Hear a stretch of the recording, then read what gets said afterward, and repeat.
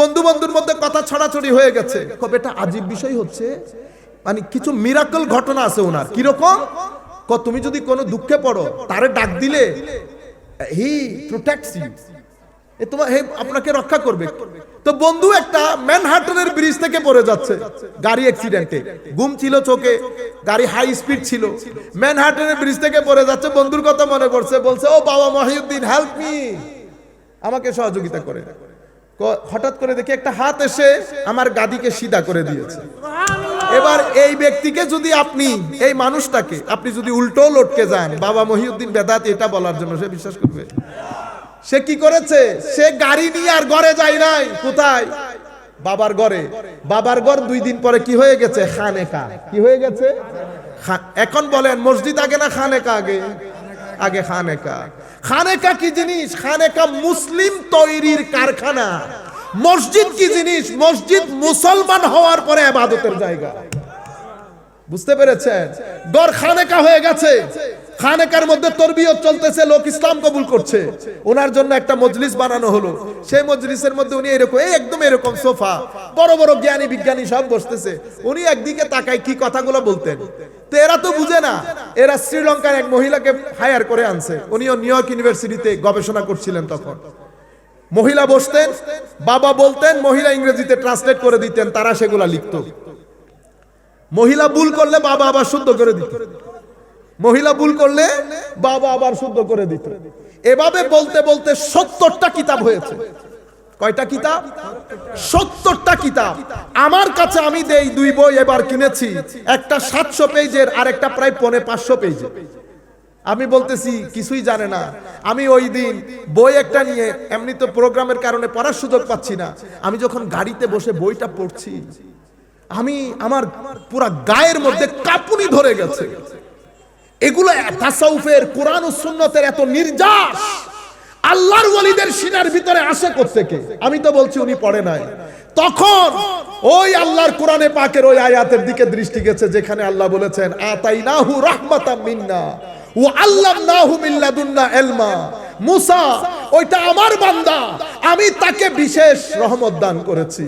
আমি তার সিনাকে খুলে দিয়ে আমার বিশেষ এলম আমার ওই বান্দাকে দান করেছি, যেটাকে এলমে লাদুন্নি বলে।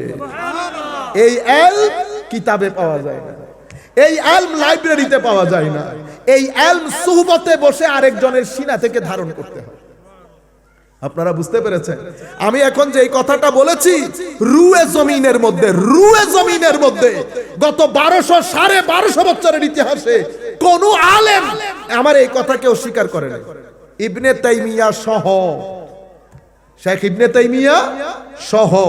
আমি মুমিনুনা হাক্কা যে আয়াত পড়েছি, সেটা তো তাসাউফের কথা বলতে গিয়ে ইবনে তাইমিয়া পড়েছে, ওখান থেকে আমি নিয়েছি। সোসাইটির মধ্যে একটা কথা ছড়িয়ে দেওয়া হয়েছে, আল্লাহর ওলি বলে কোনো কিছু নাই, সব ভণ্ড। এখন দেখেন বাজারকে বসাচ্ছে, খানেকা হয়েছে, দার শুরু হয়ে গেছে, মানুষ ওযু করছে, নামাজ পড়ছে, দিন দিন মানুষ বাড়তে আছে। প্রত্যেক ব্যক্তি তার বন্ধু বান্ধব, স্ত্রী, পুত্র, কন্যা সবাইকে নিয়ে আসতেছে। বাবা বলতেছে কি, দূর দূরান্ত থেকে মানুষ আসে, খাওয়াইতে হবে। কি করতে হবে?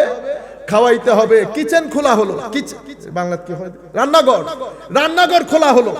সেই রান্নাঘরের মধ্যে এখন কি পাকাবেন? দেশ তো মুসলমানের, আপনার কাছে তো সব ধরনের লোক আসে, হিন্দু আসে, বুদ্ধ, প্রত্যেকের তো সমস্যা আছে, প্রত্যেকের সমস্যা আছে। যারা আল্লাহ ওয়ালা, তাদের কাছে নির্দিষ্ট কোনো মানুষ না, সকল ধর্মের মানুষ সাহায্যের জন্য আসে। আমার নবীর দরবারে শুধু মুসলমানরা আসতো না, আমার নবীকে ওযুর পানি দিত একজন ইহুদির ছেলে। মুসনাদ ইমাম আহমদ ইবনে হাম্বলের মধ্যে হাদিস এসেছে, এই হাদিস ইমাম ইবনে কাসির তাফসীরের মধ্যে এসেছে। আমার নবী যখন জানলেন কয়েকদিন ছেলেটা আসতেছে না, আমার নবী তাকে কিন্তু জোরও করে নাই, কয়েকদিন আসতেছে না, সাহাবায়ে কেরামকে জিজ্ঞেস করলেন ছেলেটা কই? হুজুর ও তো অসুস্থ। আমার নবী বললেন অসুস্থ, আমাকে একটু বলবা না? আমার নবী তাকে দেখতে গেলেন, তার শিয়রে বসলেন, বসার পর বলতেছেন বেটা, ছেলেটা একদম আখেরি অবস্থা দেখে আমার নবীও বুঝতে পেরেছেন টিকবে না। আমার নবী বলছেন বেটা, আমি এতদিন তোমাকে ধর্মের কথা বলি নাই, আজকে আমি তোমাকে বলছি তুমি শুধু লা ইলাহা ইল্লাল্লাহটা পড়ে দাও। আমার নবীর ওযুর পানি দেওয়া ব্যক্তি কি জাহান্নামে যাইতে পারে? আমার আল্লাহ কিভাবে তৌফিক দিয়েছে রাসূলের শানে বেয়াদবি করবেন না, আমার নবীর শানে মহব্বত রাখবেন। শেষ বিকালে ঈমানের উপর মৃত্যু হবে, ঈমানের উপরে মৃত্যু হবে, গ্যারান্টির সাথে বলছি। যেই ব্যক্তির অন্তরে আমার নবীর ইশক থাকবে, আদব থাকবে, আউলিয়ায়ে কেরামের নিসবত থাকবে, বেঈমান অবস্থায় সেই ব্যক্তি মরতে পারে না, মরতে পারে না। উনি আমার নবী গেলেন, আমার নবী বললেন, বেটা তুই ইসলাম কবুল করো। ছেলেটা তার বাবার দিকে তাকাচ্ছে, বাবা আবার কি মনে করে, আরো ইহুদি ধর্ম। বাবা বলতেছে, উনি যা বলছেন তা বলো। ইসলাম কবুল করলেন। আমার দৃষ্টিতে, হয়তো বড়রা আরো ভালো জানবেন, আমার দৃষ্টিতে এটা আমার নবীর একেবারে খুব কম সময়ের সাহাবী, সবচেয়ে কম সময়ের সাহাবী। কালমা পড়লেন, আমার নবী বাইরে আসলেন, উনি ইন্তেকাল করলেন। আমার নবী বলছেন, আনকাযাহুল্লাহু বি মিনান নার, ওয়া কামা ক্বালা নবী সাল্লাল্লাহু আলাইহি ওয়াসাল্লাম, আল্লাহ আমার ওসিলায় তাকে জাহান্নামের আগুন থেকে রক্ষা করেছে। শুধু জাহান্নামের আগুন থেকে রক্ষা হয় নাই তো, সাহাবিয়ে রাসূল হয়ে গেছে। সাহাবিয়ে রাসূল যেহেতু, হুজুর গাউসুল আজম বেলায়েতের সম্রাট, যেখানে গিয়ে শেষ সেখানে একজন সাহাবীর যাত্রা শুরু। কি কারণে? সেটা সঙ্গের কারণে। কার সোহবত? আমার নবীর সোহবত। আপনি যখন সাহাবীর দিকে আঙ্গুল তুলবেন, এটা অটোমেটিক্যালি আমার নবীর সাহাবীর দিকে, আমার নবীর দিকে চলে যাবে। আপনারা বুঝতে পেরেছেন তো? বাবা মহিউদ্দিন, আপনি দেখেন বিভিন্ন ধর্মের লোক আসবে, কি রান্না কোনা, এখানে কোনো গোশত দিয়ে রান্না হবে না, এখানে শাক সবজি দিয়ে খাস একটা খিচুড়ি বানাবা, ভেজিটেরিয়ান, যাতে সব ধর্মের মানুষ বসে খেতে পারে। সেই দিন থেকে এই দিন পর্যন্ত এত বড় উরুস হয়, কখনো মাংস দিয়ে রান্না হয় না, কি হয়? ভেজিটেরিয়ান। আল্লাহর ওলিদের দস্তরখানা এত বিশাল, যেখানে বসে সবাই একসাথে খেতে পারে, সবাই একসাথে খেতে পারে। আমার নবী সম্পদ বন্টন করে দিয়েছে। ইহুদির এক ছেলে আইসা ডাকতেছে, মুহাম্মদ সাল্লাল্লাহু আলাইহি ওয়াসাল্লাম, তারা তার আদব কায়দা বুঝে না। আমার নবী আসছেন, কি ব্যাপার বেটা, আমার খাওয়া দাওয়া নাই, আমার জন্য খাওয়ার ব্যবস্থা করেন। দেখছেন নি, বাপের হোটেলে আসছে, আর বলে কেমনে? আমার নবী বলতেছে, আহা সুবহানাল্লাহ, আমার নবীর ভদ্রতা, আদব কায়দা দেখেন। আমার নবী বলতেছে, বেটা আমি তো খাওয়া দাওয়া বন্টন করে দিয়েছি, কত কিছু আমি বুঝি না, আমার খাদ্য লাগবে, আমি ক্ষুধার্ত। আমার নবী বলছে, কোনো অসুবিধা নাই, বাজারে যাও, অমুকের দোকান থেকে আমার নাম দিয়ে জিনিসপত্র খরিদ করে নাও, তাকে বলবা আমার দরবারে যদি খাদ্য আসে আমি সেটা শোধ করে দিব। কোনো কিছু আমার, কেউ আমার নবীর দরবার থেকে খালি আসতে পেরেছে? পারে না। সকল ধর্মের লোক যেহেতু যাবে, সবাইকে আপনি বাধ্য করে মুসলমান করতে পারবেন?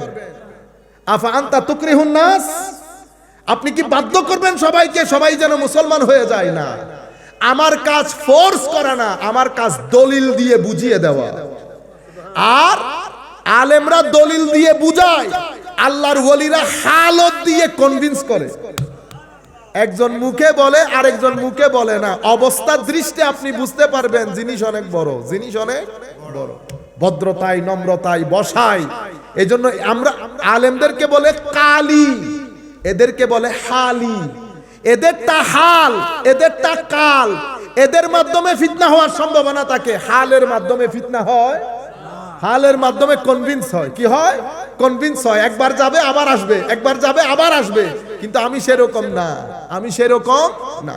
সম্মানিত উপস্থিতি, বাবা মহিউদ্দিনের দরবার জমতে শুরু করেছে।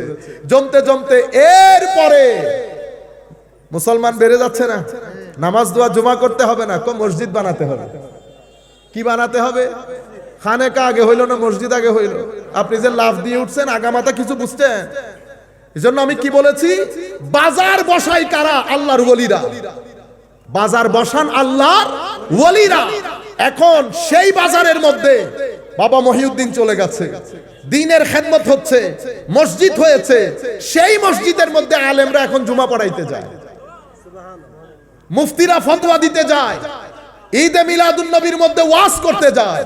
মানুষের সমস্যা, কোরআন হাদিসের, শরীয়তের কোন একটা প্রশ্ন হলে সেই প্রশ্নের উত্তর দিতে যায়। কিন্তু মূল বাজার কে বসিয়েছে? বাবা মহিউদ্দিন, আল্লাহর ওলি। আমি যেখান থেকে কথাগুলো শুরু করেছিলাম অনেক দূর চলে গেছি। হযরতে কোরআনে পাকের ওই আয়াত পড়ে এটা সংক্ষিপ্ত করে আমরা যাচ্ছি। আল্লাহ বলছেন, অনতি বিলম্বে আমি পৃথিবীর জট তোমাদের সামনে খুলে দেব, তোমার ভিতরের শক্তি তোমার সামনে উন্মোচিত হবে, তুমি বলতে বাধ্য হবে আমি হক। যারা পৃথিবীর বিষয়ে গবেষণা করে তাদেরকে বিজ্ঞানী বলে। কি বলে? বিজ্ঞানী। আর যারা নফস বিষয়ে গবেষণা করে উন্নত হয় তাদেরকে আল্লাহর ওলি বলে। তাদেরকে আল্লাহর ওলি বলে। একজন নবমণ্ডল ভূমণ্ডল নিয়ে গবেষণা করে, আরেকজন নফসের বল দিয়ে নবমণ্ডল ভূমণ্ডলে বিচরণ করে। একজন ওলি, একজন বিজ্ঞানী। দুইজনের কাজই একই।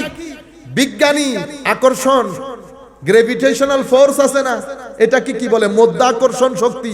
মধ্যাকর্ষণ বলেন, মধ্যাকর্ষণ। পুরা পৃথিবী চুম্বকে চুম্বকে ভরা না? এটার মাধ্যমেই তো পৃথিবী চলে। এক চুম্বক পড়ে আছে কোথায়? ৮০,০০০ মাইল দূরে, বিশাল চুম্বক। সেই চুম্বক আকর্ষণ করতেছে এখানকার লোহাকে, যার কারণে পৃথিবীর ভারসাম্য বজায় আছে, ঠিক না? যেই রাস্তা দিয়ে এটা আকর্ষণ করে এটাকে ম্যাগনেটিক ফোর্স বলে, অথবা ম্যাগনেটিক ফিল্ড বলে। কি ফিল্ড? Magnetic field. এটা হচ্ছে এই পৃথিবীর নিয়ম। তো আমার আল্লাহ বলেছেন অফি আনফুসিহিম।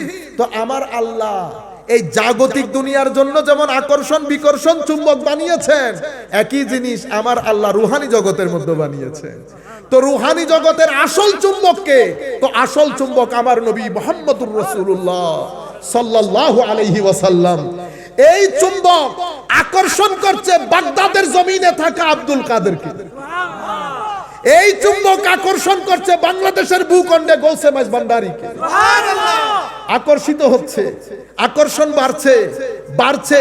এখন যেই রাস্তা দিয়ে আকর্ষিত হচ্ছে, আকর্ষণ যেই রাস্তা দিয়ে আসছে, এখানে বিজ্ঞানের ভাষায় বলে ম্যাগনেটিক ফিল্ড, তাসাউফের ভাষায় আমরা বলি তরিকত।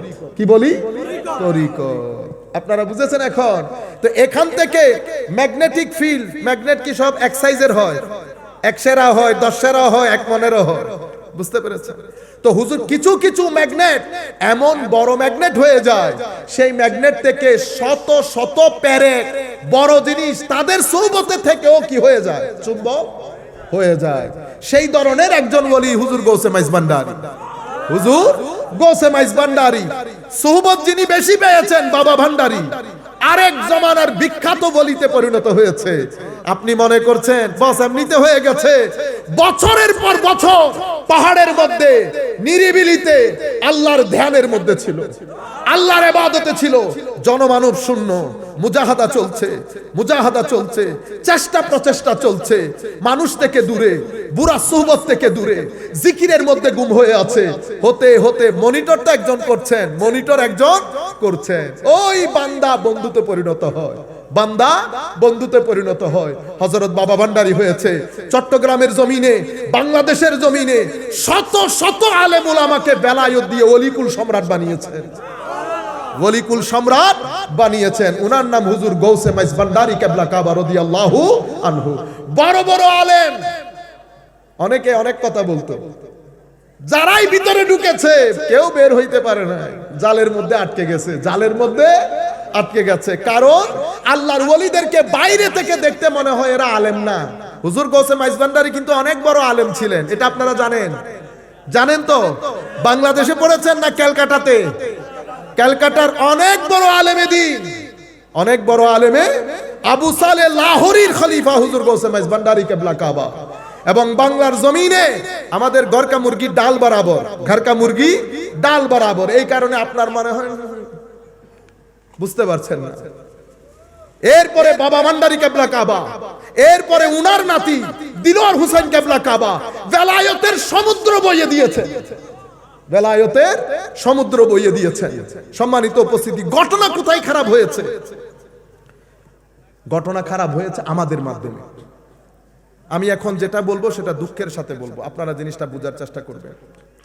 পরবর্তীতে আমরা যারা তরিকার অনুসরণ করা শুরু করেছি তারা মোস্টলি তরিকত কি সেটা জানি না, নাম্বার 1। দ্বিতীয়ত, আমরা যারা কিছু জানি না, না জানা না মানা, এটার মাধ্যমে আমরা আস্তে আস্তে তরিকতের মধ্যে রসম রেওয়াজ নিয়ে এসেছি। কি জিনিস নিয়ে এসেছি? রসম রেওয়াজ, আনুষ্ঠানিকতা। আনুষ্ঠানিক করে আমরা পৃথিবীকে মেসেজ দিয়েছি মাইজভান্ডার মানি হচ্ছে ওরস। আপনারা বুঝতে পেরেছেন? উর্স কিভাবে? উর্স এভাবে। কিন্তু আসলে কি সবাই এভাবে করে? সবাই এভাবে করে না। কিছু কিছু মানুষের কর্মকাণ্ড ফেসবুকে গেছে, অনলাইনে গেছে, মিডিয়া আইটেম হয়েছে না? কিছু মানুষ যারা ষড়যন্ত্র করে সব সময় মুসলমানদের বিরুদ্ধে, তারা দূর দূরান্তে বসে আপনাদের এই ভিডিওগুলোকে পুরো পৃথিবীর বুকে ছড়িয়ে দিয়েছে। পৃথিবীর কাছে একটা মেসেজ চলে গেছে, মেইন স্ট্রিম সোসাইটির কাছে। কি মেসেজ? এরা এরকমই, এরা এরকমই, এগুলা কিছু বুঝে না, এগুলা দ্বীনের মধ্যে বেদাত ঢুকিয়ে দিয়েছে। সে তো জানেও না হুজুর কিবলা কাবা কি, তার অবদান কি, বাবা ভান্ডারী কিবলা কাবাকে তার অবদান কি, কিভাবে মানুষকে চুম্বকের মতো টেনে এনে দ্বীনের রাস্তায় এনেছে, সেই আদর্শের জায়গাটা আমরা মানুষের সামনে তুলে ধরতে পারি নাই। এটা নিয়ে প্রপাগান্ডা হয়েছে, ফার্দার প্রপাগান্ডা হয়েছে, ফার্দার প্রপাগান্ডা হয়েছে। প্রপাগান্ডা হতে হতে হতে 30-40 বছর যাওয়ার আগে তরিকতের বিরুদ্ধে নেগেটিভ একটা ইমেজ মানুষের সামনে দাঁড়িয়ে গেছে। মানুষ জানেই না যে যখন হাদিসের কিতাব এখনো লেখা শুরু হয় নাই, তখন তরিকতের কিতাব লেখা শুরু হয়ে গেছে। এটা কি মানুষ জানে? বুঝতে পেরেছেন? হযরতে গৌসুল আজম আব্দুল কাদের আল জিলানী, আমি জাস্ট একটু করে বলে যাই, বুঝতে পারবেন।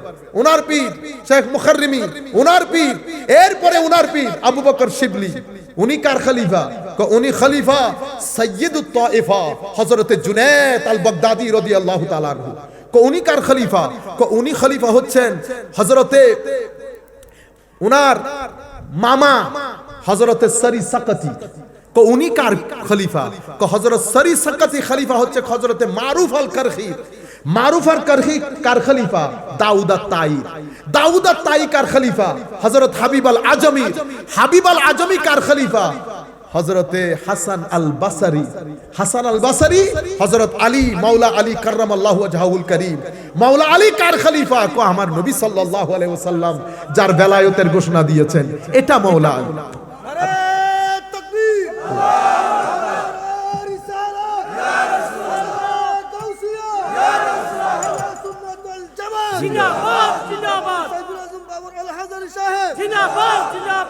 এভাবে এটা হচ্ছে ফেস সনদ, এভাবে এসেছে জিনিসগুলা। আমরা কোনো কিছু জানি না। সেই তারিখ থেকে আপনি যদি 1200 বছরে তরিকত এবং তাসাউফের 1200 বছরে উম্মতে মুসলিমার হেন কোনো আলেম নাই, এই পক্ষের হোক ওই পক্ষের হোক, হেন কোনো আলেম নাই যারা আল্লাহর ওলির বিরুদ্ধে কথা বলেছে, যারা সুফিদের বিরুদ্ধে কথা বলেছে, যারা সুফিদের বিরুদ্ধে কিতাব লিখেছে।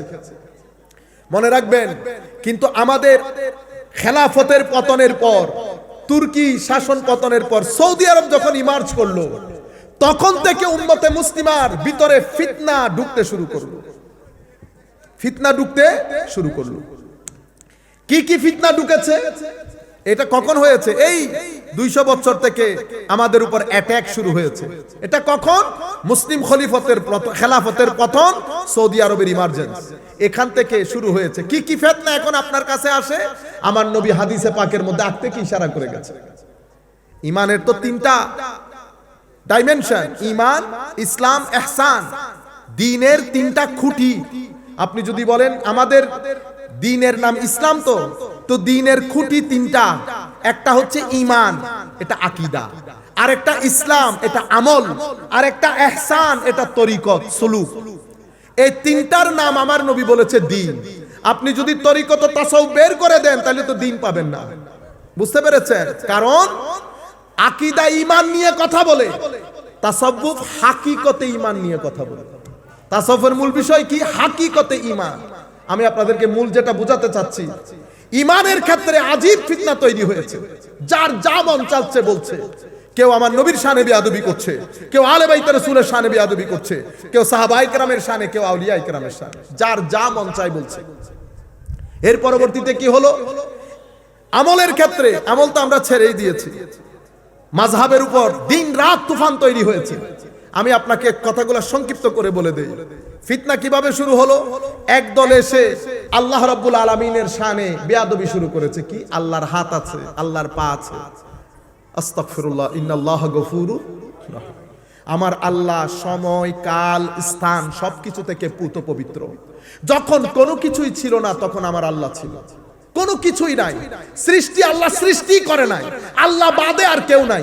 কেউ নাই মানে জায়গা, সম্পত্তি, স্থান, পাত্র, মানুষ, ইনসান, গাছ পালা, আর আসমান, কোনো কিছুই ছিল না। তখন আল্লাহ যেমন ছিলেন এখনো তেমন আছেন, সব কিছু থেকে পুত পবিত্র। এটা আমরা এখানে এই আকীদাটা শিখলাম। এর বাইরে এক চুল পরিমাণ যাবেন না। কেউ যদি আল্লাহর হাত পার কথা বলে ইয়াজুবাল্লাহ বলে কানটা বন্ধ করে চলে আসবে।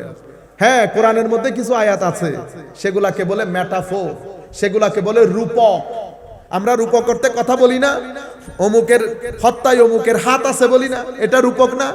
এটা মানে হাত ঢুকাই দিছে আরেকজনে? না না, তুমি আমার চোখে চোখে আছো, যেখানে যাও না কেন, তুমি আগে আমার, কেউ কি কারো চোখে চোখে হাঁটে? হাঁটে না। সম্মানিত উপস্থিতি, যেটা আমি আপনাদেরকে বলতে চাচ্ছিলাম, দ্বিতীয় যে বিষয় ফিতনার জায়গা, আমার নবীর শানে বিয়াদবির এক বাজার গরম হয়েছে। আমার নবীর মা বাবার উপর কথা বলা, এলমে গায়েবের উপর কথা বলা, নূরের উপর কথা বলা, বলতে বলতে মনে হয় যেন আমার নবী মানে এটা বস একটা মানুষ আর কি। ইন্না লিল্লাহি ওয়া ইন্না ইলাইহি রাজিউন। কিছুদিন আগে এক বক্তার ওয়াজ দেখলাম, বহুত বড় বক্তা বর্তমান সময়ে, বুঝছেন না? এটা নজরুল সঙ্গীত গাওয়ার মজলিস না, এটা রবীন্দ্রসঙ্গীত গাওয়ার মজলিস না। আমরা সেই মাহল তৈরি করতে পারি না। আর রাজনীতি, ধর্মের জন্য রাজনীতি করি, কিন্তু আমরা স্বার্থের জন্য, মানুষকে দেখানোর জন্য, মসনদে বসার জন্য সব ধরনের কাজ করি। এলম খতম হয়ে গেছে, আলেমরা লুকিয়ে গেছে, আলেমরা মাদ্রাসায় সীমাবদ্ধ হয়ে গেছে। ভালো আলেম স্টেজের মধ্যে জায়গায় পায় না। ভালো আলেমকে আমরা চিনি না। প্রত্যেকে আগাছা মাগাছা কতগুলা এনে হাজারে হাজারে টাকা দিয়ে তাদেরকে আসমানে তুলি।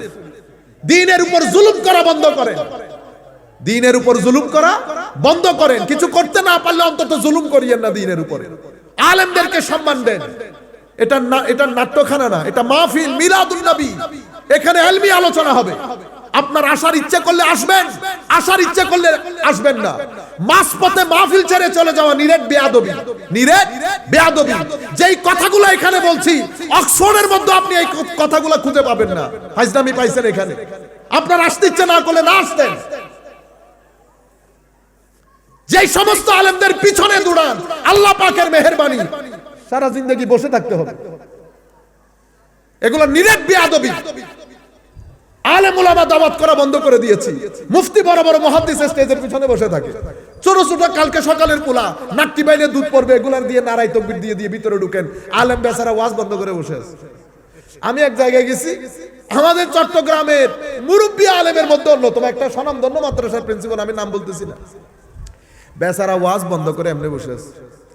তারা নারাই, আমি আসি নাই, আমার গা জ্বলেছে, আমার ইচ্ছে করেছে আমি যদি চলে যেতে পারতাম।